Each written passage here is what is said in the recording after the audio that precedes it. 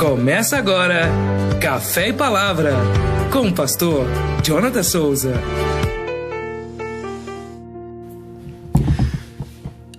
Graça e paz, querido irmão, amigo, chegando aqui para mais uma manhã, Café e Palavra. E nesta manhã eu gostaria de refletir com você aqui em Mateus, capítulo 22, no versículo 31, que vai nos dizer assim: Simão, Simão, eis que Satanás vos reclamou para vos peneirar como trigo. Eu, porém, roguei por ti, para que a tua fé não desfaleça. Tu, pois, quando te converteres, fortalece os teus irmãos. Ele, porém, respondeu: Senhor, estou pronto a ir contigo, tanto para a prisão como para a morte. Mas Jesus lhe disse: Afirmo-te, Pedro, que hoje 3 vezes negarás que me conhece, antes que o galo cante. Nós conhecemos aqui esse texto, a própria epígrafe, né? Vai nos dizer que Pedro é avisado. Jesus ele vai alertar Pedro do propósito, do projeto de Satanás, né, para a vida dele.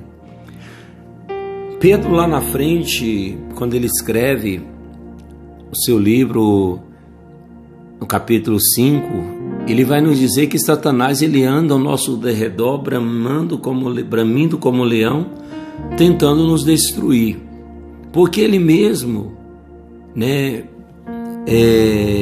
viveu na prática isso.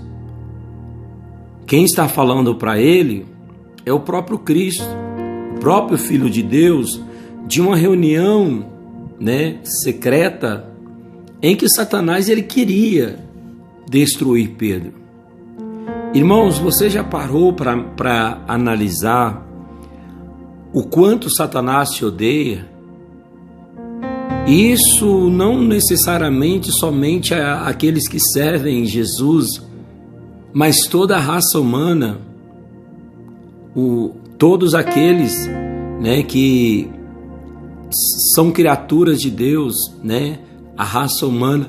Satanás ele tem um ódio muito grande do ser humano e ele quer destruir, porque esse ser humano ele foi criado à imagem e semelhança de Deus.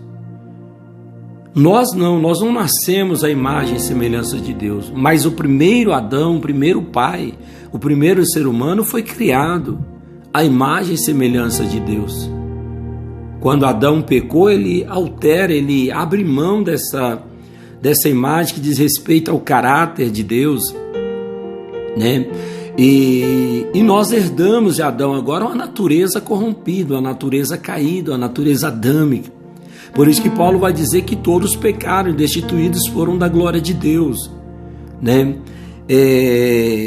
Satanás ele tem um ódio, né, de mim, de você. Eu quero que você entenda, o primeiro ponto nesta manhã, eu quero que você entenda o ódio que o inimigo ele tem pela tua vida.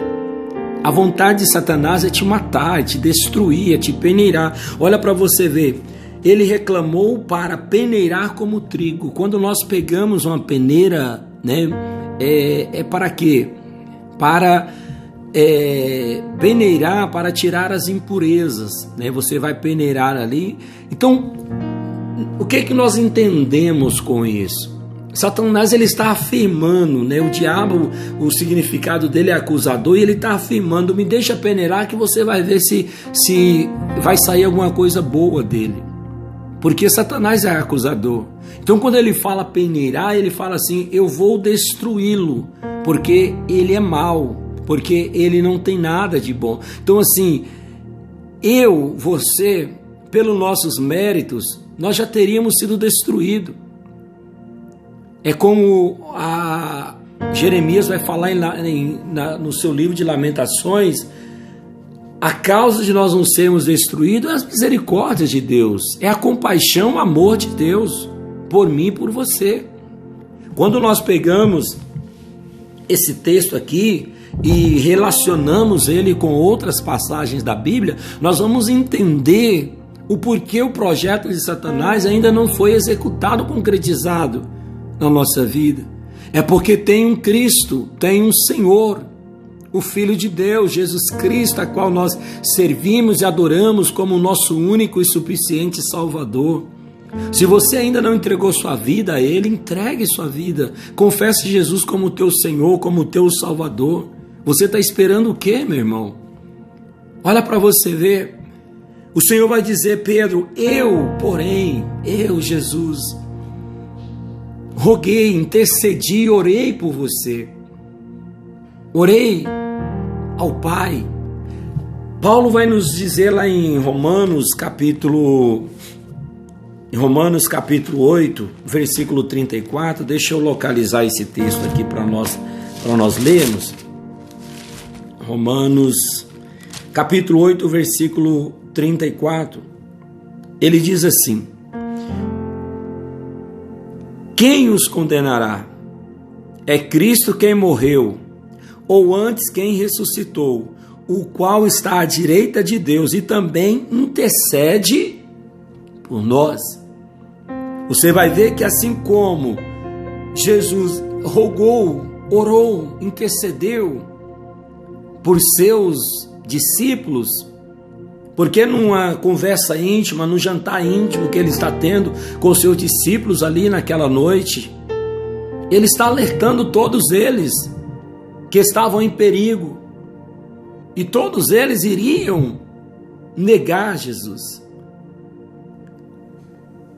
E aqui Paulo vai dizer, olha, é Cristo Jesus quem morreu, ou antes quem ressuscitou, o qual está à direita de Deus e também intercede por nós.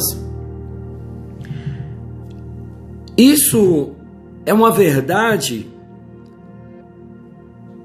que nós precisamos entender e analisar. Você está aqui, meu irmão, nessa terra, não é porque nós somos bons, ou porque nós não.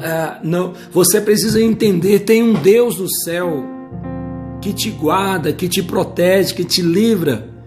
Jesus Cristo está como nosso mediador, nosso advogado. É aquele que advoga as nossas causas diante do Pai, para que Satanás ele não complete a obra, para que Satanás ele não venha nos destruir.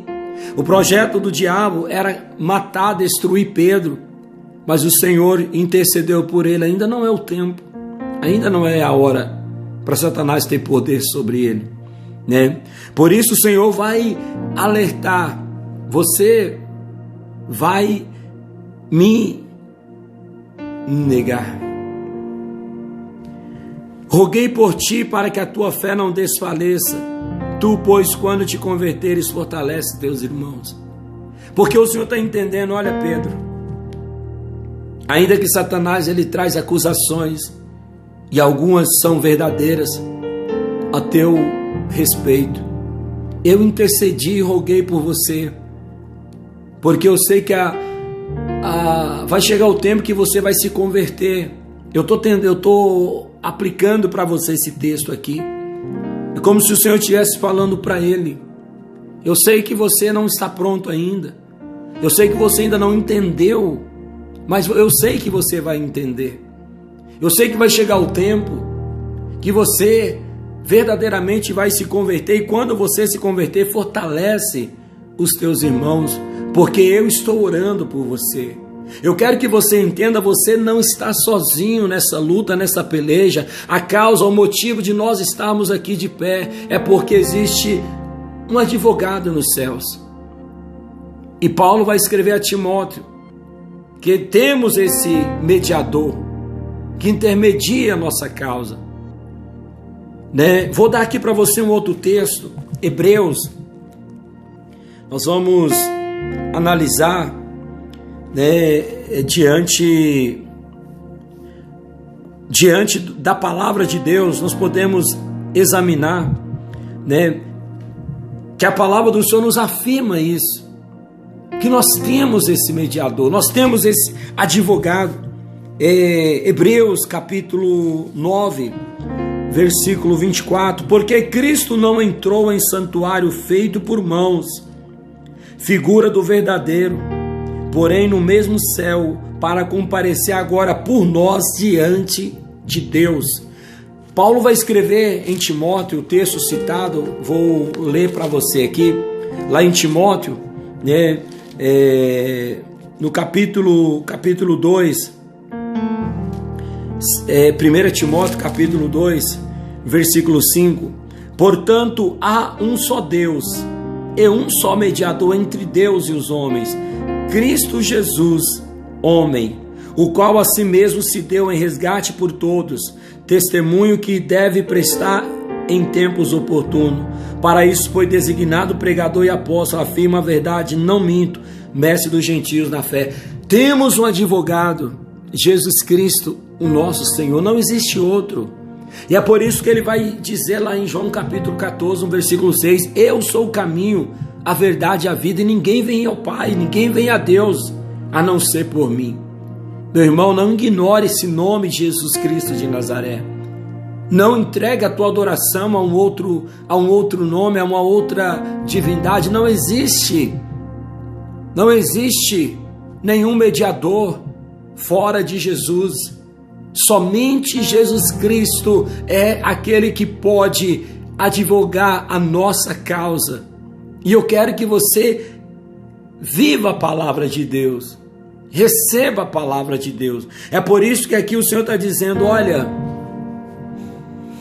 eu roguei, eu orei por você. E assim como ele orou por Pedro, ele ora por mim e por você.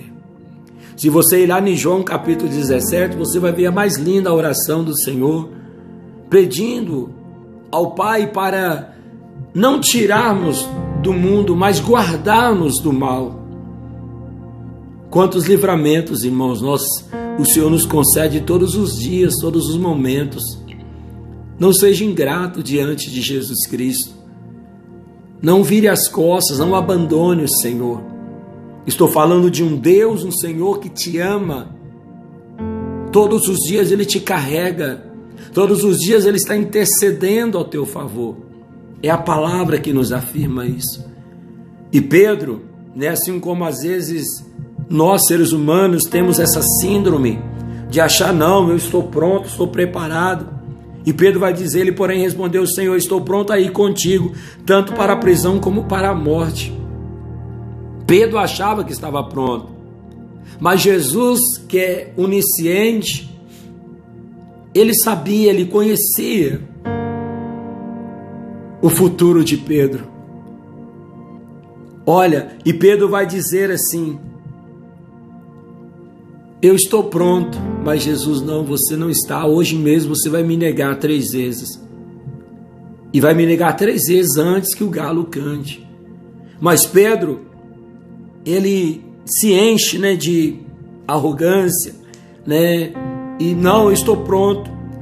Aí versículo 35, a seguir Jesus lhes perguntou, quando vos mandei sem bolsa, sem alforje, sem sandálias, faltou-vos porventura alguma coisa? Nada, disseram eles. Então lhes disse, agora porém, quem tem bolsa, tome-a, como também o alforje, e o que não tem espada, venda a capa e compre uma espada, pois vos digo que importa que se cumpra em mim o que está escrito. Ele foi contado com os malfeitores, porque o que a mim se refere está sendo cumprido. Então lhe disseram, Senhor, eis aqui 2 espadas. Respondeu-lhes, basta. O Senhor está dizendo para aqueles homens, eles não estão entendendo nada. Mas o Senhor está preparando o coração deles. Eu conheço o futuro. Eu sei que agora você não está pronto, Pedro. Mas vai chegar um dia que você estará pronto para morrer por mim. Irmãos, sabe, esta é a maior graça do Evangelho, a maior graça do cristianismo. Porque servimos um Deus que Ele sabe os erros, as falhas que nós cometemos antes mesmo de nós cometermos. Mas mesmo assim Ele nos ama, o seu amor permanece fiel para conosco. Por que rejeitar servir o Senhor? Por que rejeitar, ignorar o chamado do Senhor para a tua vida? Entenda, você só está me ouvindo porque existe um intercessor que intercede por você. E o nome dele é Jesus Cristo de Nazaré, o único. Como eu te mostrei aqui em Timóteo, 2 Timóteo 5:2, só há um, não existe outro. Só há um Deus e um mediador entre Deus e os homens. A palavra mediador é o mesmo que advogado, né? Que intermedia, responde, nos defende. Igualmente, 1 Timóteo capítulo 2, versículo 5. Porquanto há um só Deus e um só mediador. Entre quem? Entre Deus e os homens. Há um só mediador entre Deus e os homens. Cristo Jesus. Um único mediador. Eu deixo essa palavra para você. Começa seu dia agradecendo a Ele. Começa seu dia adorando a Ele. Comece seu dia proclamando louvor ao nome dEle. Porque em todo tempo Ele está intercedendo por você. Valorize isso. Valorize o sacrifício de Jesus na cruz por mim e por você. Amém? Eu fico por aqui, até nosso próximo encontro, se nosso bom Deus nos permitir. Até lá, fique na paz. Shalom.